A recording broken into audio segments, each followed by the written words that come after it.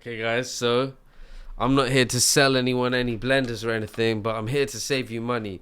If you're on a health journey, you're trying to get healthy, you probably know that you should be doing smoothies, once in a while. Not those things you see in the advertisements, people putting a banana on top of an apple and a pear and making like just this fruit smoothie, because at the end of the day, guys, sorry to break it to you, straight up, like no filter.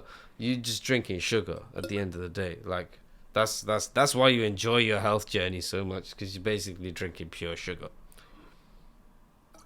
So don't be like that.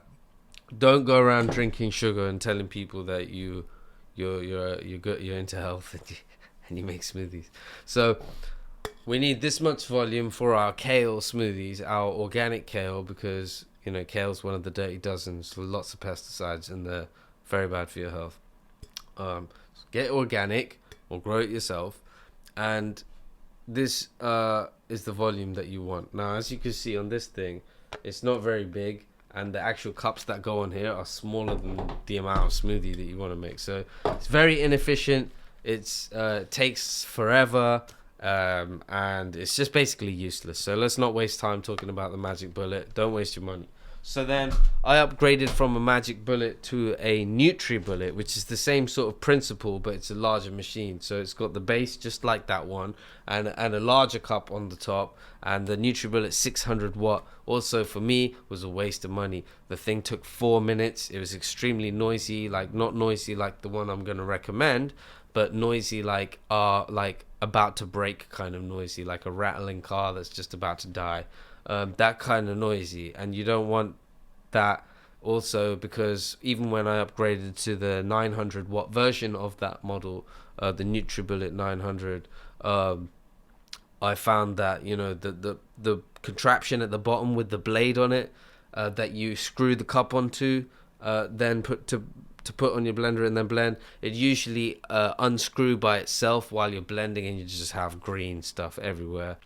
Skip the Nutribullet because the seals, they leak, the seals get manky, and the contraption with the blade, it leaks.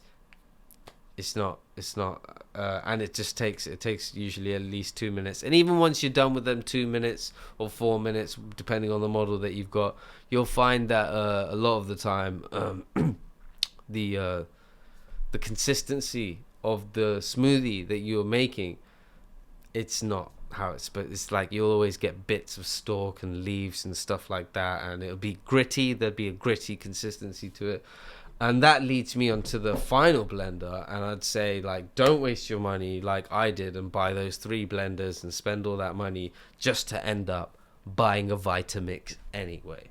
Okay, sure, the initial expenditure's a lot higher, but it's worth it. This machine's gonna be with you.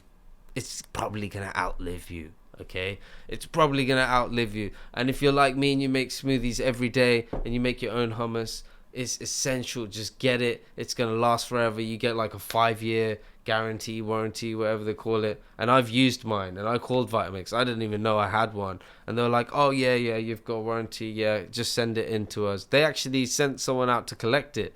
They sent someone out to collect my blender, and I was like, what am I going to do? I'm going to go for a day or 2 without smoothies. So I did a prepped one for the next day, put that in the fridge, sent the blender out, had my prep smoothie. The next day rolled over. Okay, I missed a day of smoothies. And then the day after, they had sent me my blender back repaired and sound. And I'm very thankful to Vitamix for that. This isn't a plug. I ain't trying to sell a Vitamix. I don't have any affiliations with the company, but guess what? If they paid me to advertise for them and promote their products and review them, I absolutely would, because I love Vitamix.